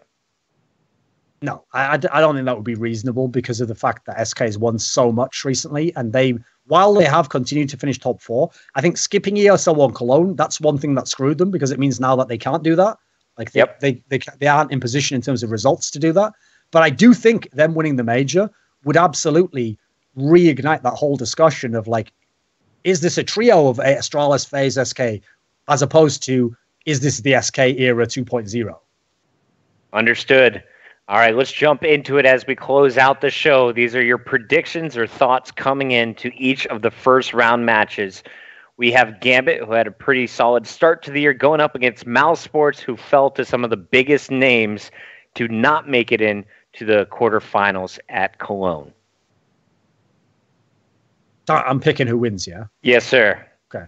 Right, I will actually take Mouse Sports to win that, because for Gambit, I still feel like their map pool is a bit limited. And when I look at that map veto format, if I'm Mouse Sports, I'm definitely banning out a bunch of the Gambit strong maps here. So I'm going to let it go to stuff like Mirage, Cash, and then I'm going to Nuke. Let Gambit say, hey, you pick the one you don't want to play, mate. And then in that world, I think I'm loving that matchup. And I think that if you're Mouse, it's a really solid chance to get a scalp early on. Flipside is going up against Fnatic here in the first round. Flipside, of course, crushing Liquid's dream as they locked in one of the last spots here at the major, going up against one of the toughest squads from Sweden of all time. Yeah, I think this is actually one of the worst matchups that Flipside could have gotten, because their strength is preparation for the opponent and being able to watch demos. And watching demos of Fnatic is a waste of time. You won't learn anything. They're going to play not randomly, but they're going to play based on intuition and how they feel in the moment. And they've got much higher skill level than Flipside. And they're pretty strong across the board in terms of fragging. So I think Electronic's the truth. I think he's going to be amazing when they have the CIS shuffle after this major. But this is not a matchup that's good for them. I think this is going to be a Fnatic win. Virtus Pro, they just bombed out at Cologne, but they draw Vega Squadron in the first round. Is this another potential upset for Vega Squadron, or are you sold on VP here? I don't think VP's good, but I'm not a Vega Squadron believer. I actually think that even the teams they beat to get out of the qualifier were trash. So no, I think Virtus Pro will win this match, and I can guarantee them at least one win in the Swiss system.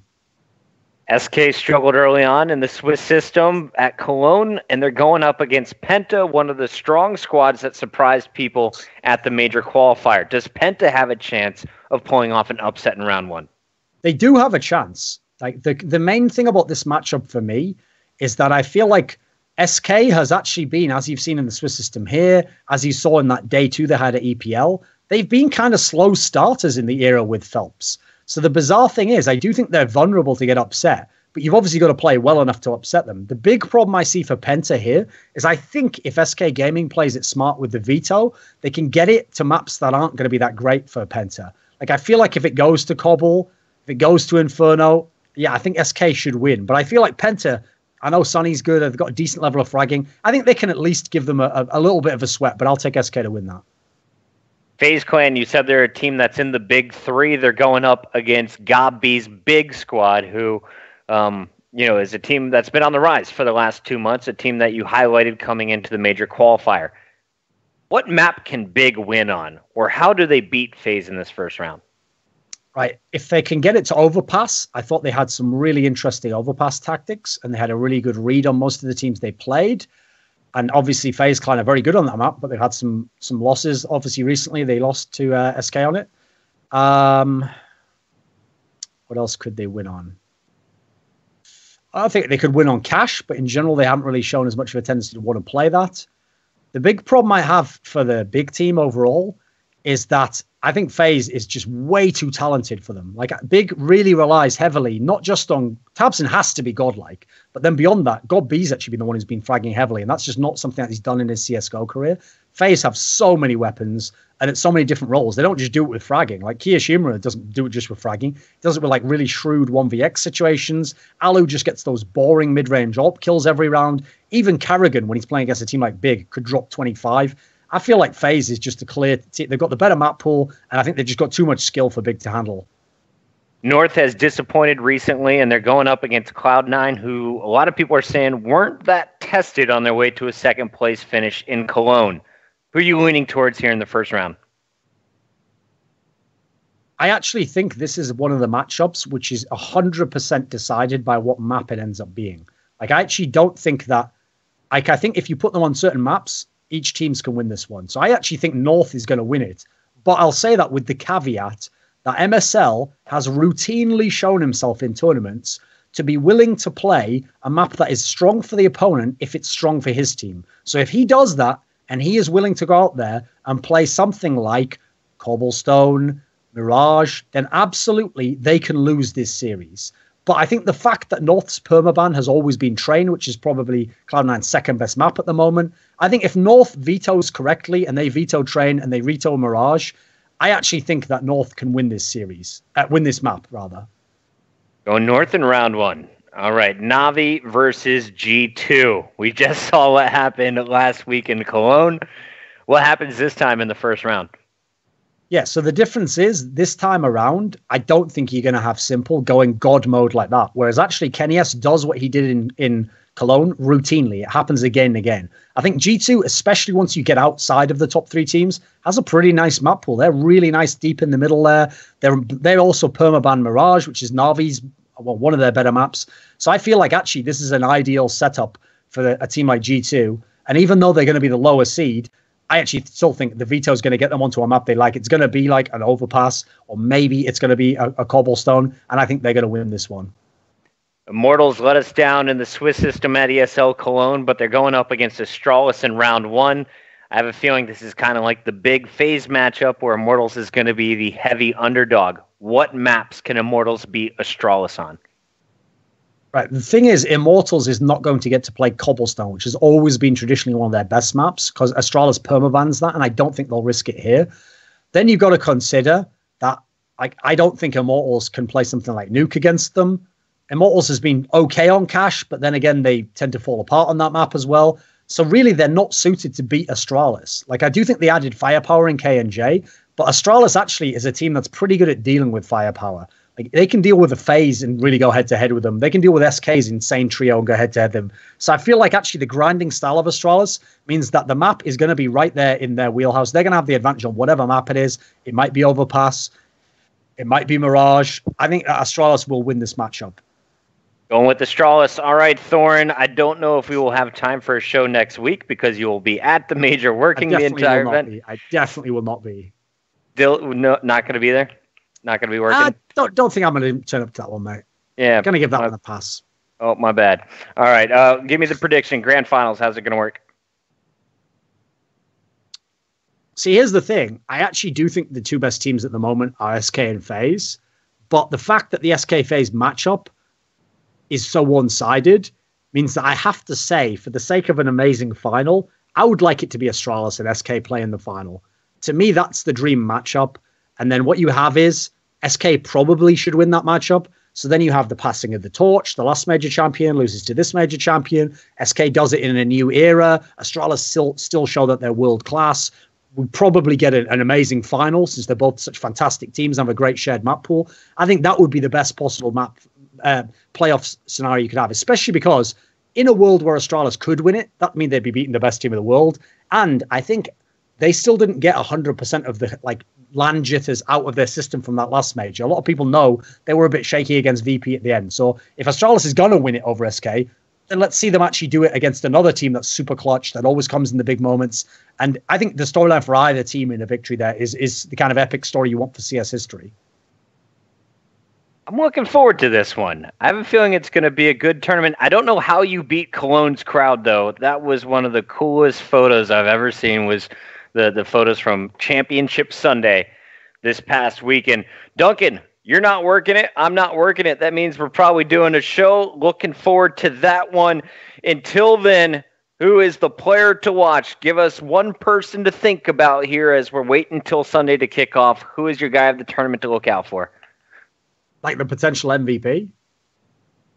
Potential MVP or a breakout star? Just give me someone to hone in on. Okay. Who should I be looking at? Okay, I won't give you the MVP because the problem is people like Nico and Cold Zero are too consistent. Fur's too good, so they just do it every tournament. I will say the guy I want you to watch in this tournament, I'll give you two. I want you to watch Oscar from Mouse Sports because even against the best teams and on almost every map, he is just going off. And so whether or not Mouse Sports can go deep, I think they have a crack at least making Legend status, and he'll be the reason why. So you have to remember, he's not a guy who's played in majors before.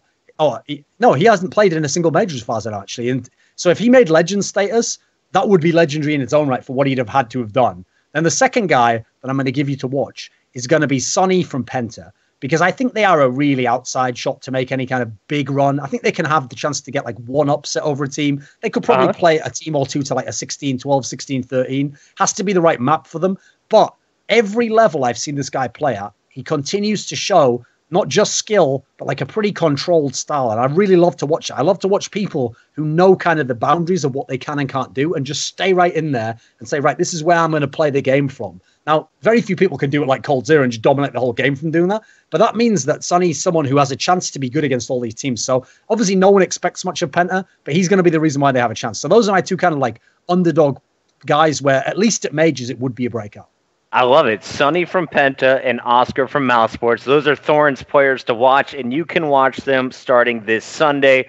The PGL Krakow Major will be kicking off, and it goes on for a full 7 or 8 days. Duncan and I are going to cover it. Join us next week. For now, that is going to be the end of the show. The Boomio TLDW is up. If you missed anything that we covered today, go over to boomio.com/TLDW. For Duncan Thorin Shields, I'm Chris Puckett. Thanks for listening.